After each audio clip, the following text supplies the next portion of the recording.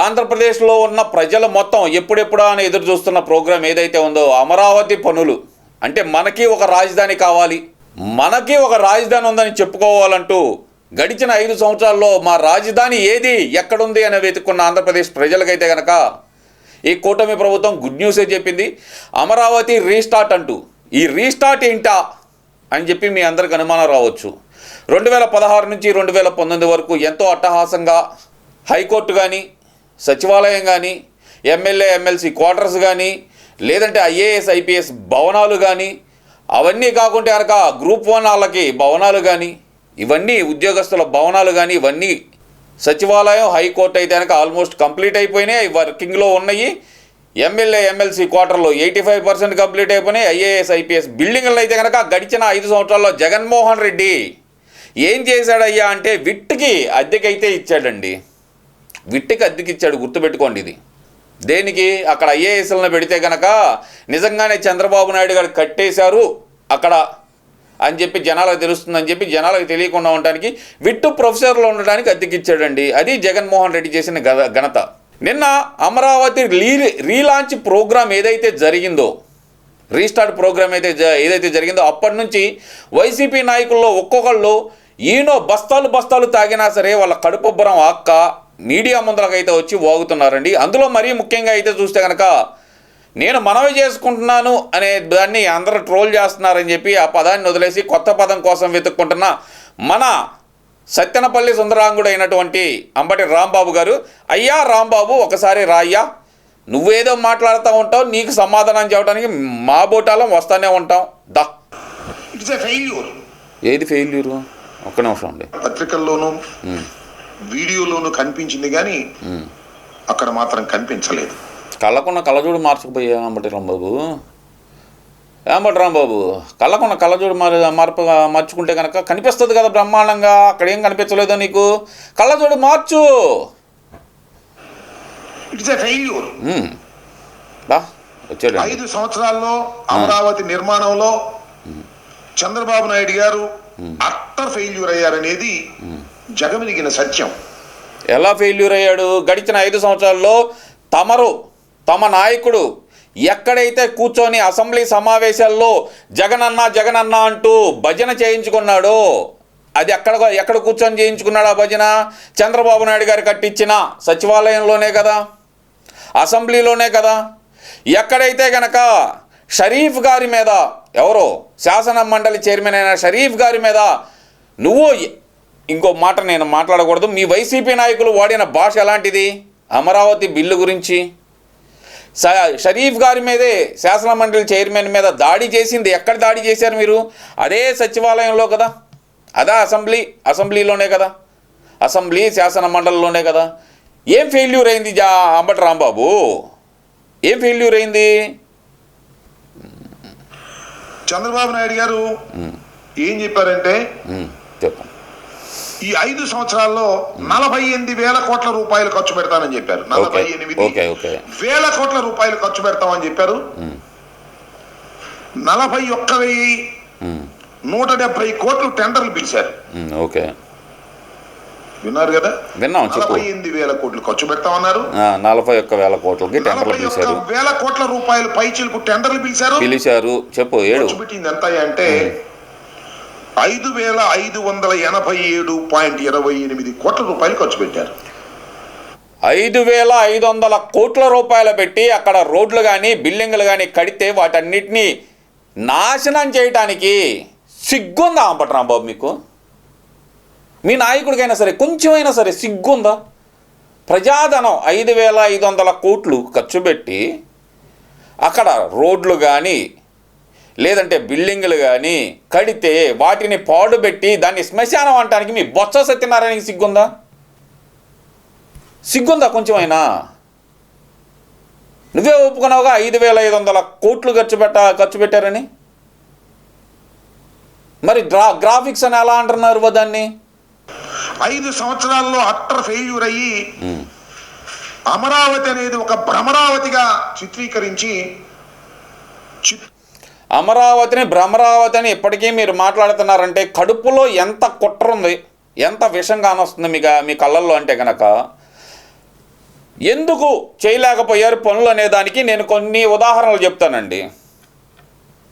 National green ట్రిబ్యునల్కి ఆళ్ళ రామకృష్ణారెడ్డి అనే ఒక పేటీఎం ఎమ్మెల్యే చేత అంటే వైసీపీ ఎమ్మెల్యేలండి, గడిచిన దాంట్లో మంగళగిరి ఎమ్మెల్యే రాజీనామా చేశాడు, మళ్ళీ వేరే పార్టీకి వెళ్ళాడు, అక్కడ ఎమ్మలేకపోయాడు, మళ్ళీ వచ్చి వైసీపీలో జాయిన్ అయ్యాడు.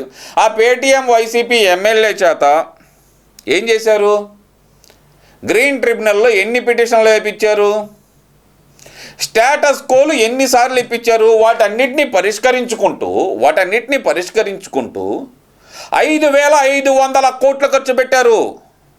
తెలుసా మీకు ఇది? అయ్యా అంబటి, అది అమరావతి కాదు, అది భ్రమరావతి కాదు, అమరావతి అజరామం. అది తెలుసుకొని చేరు ముందల. చిట్టుగా ఓడిపోయినటువంటి సందర్భాన్ని ఇక్కడ గుర్తు చేసుకోవాల్సినటువంటి అవసరం ఉంది. ఏడ్చేవాళ్ళు చెప్పు. ఇక్కడ ఒక విషయాన్ని నేను చెప్పదలుచుకున్నాను. వైఎస్ఆర్ కాంగ్రెస్ పార్టీ ఏదో అమరావతికి వ్యతిరేకమని, వరల్డ్ క్లాస్ క్యాపిటల్ నిర్మిస్తుంటే కడుపు మంటతో మేము మాట్లాడుతున్నాం అనేటువంటి నిజం అంబటి, ఇది మాత్రం ఒప్పుకున్నావు నువ్వు. కడుపు మంటతోనే ఈనోళ్ళు లోళ్ళు తెచ్చుకొని తాగుతున్నారు కదా నిన్నటి నుంచి లోళ్ళు. ఏంద్రా బాబు, మెడికల్ షాపులో ఏదైనా గ్యాస్ ట్రబుల్ వచ్చినప్పుడు ఏదన్నా ఎవరికైనా సరే జనాలందరికీ ఈనో ప్యాకెట్లు దొరకట్లేదు ఏంద్రయ్యా అనుకుంటే కనుక నిన్నటి నుంచి నువ్వు తాగుతున్నావా? మీ వైసీపీ నాయకులు అందరూ తాగుతున్నారు ఈనో ప్యాకెట్లు. ఏంబటి రాంబాబు, పెట్టుకున్నావంటగా ఒక లారీ లోడ్ ఇంట్లో? సిగ్గుండాలి అంబటి రాంబాబు, కొంచెం కాదు కొంచెం అన్నా.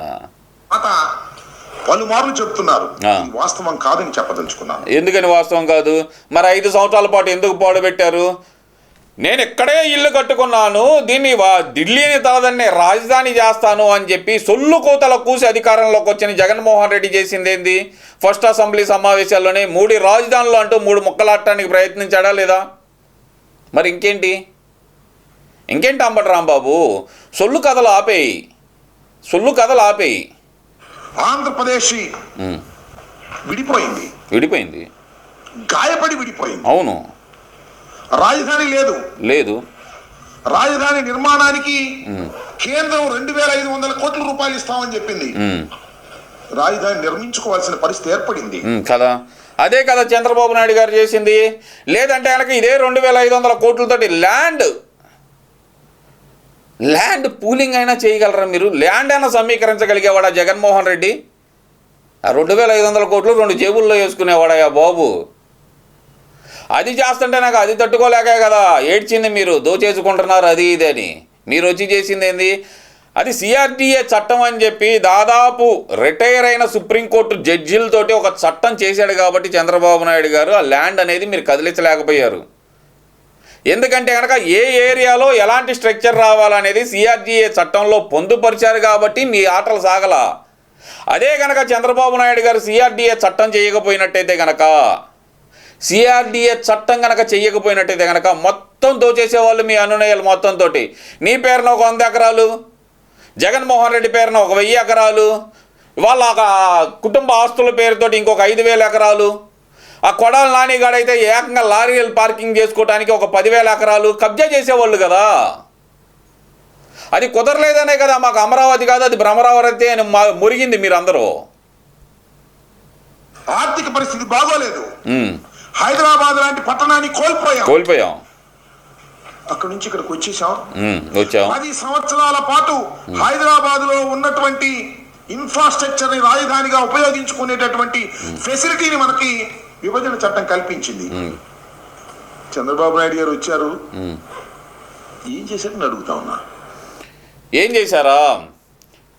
ఎక్కడో కూర్చొని మన రాష్ట్రాన్ని పాలించేదేంది? రండి అమరావతి వెళ్దామని చెప్పి ఉద్యోగస్తులందరినీ ఒప్పించి వాళ్ళ కోసం స్పెషల్ ట్రైన్ వేపించి, స్పెషల్ ట్రైన్ పొద్దున్న 5:30కి ఇంటికాడ బయలుదేరితే కనుక మళ్ళీ సాయంత్రం 8:30 కల్లా ఇంటికి చేరే విధంగా, 8:30, 9 కల్లా ఇంటికి చేరే విధంగా ఒక స్పెషల్ ట్రైన్ వేపించి ఉద్యోగస్తులను రప్పించారు ఇక్కడికి.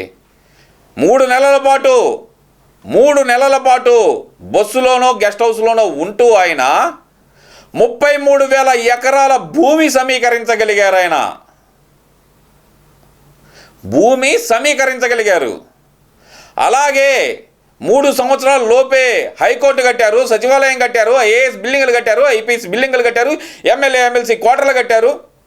ఇలాంటివన్నీ కానొస్తున్నాయి కదా. ఏం చేశారంటావేంటి?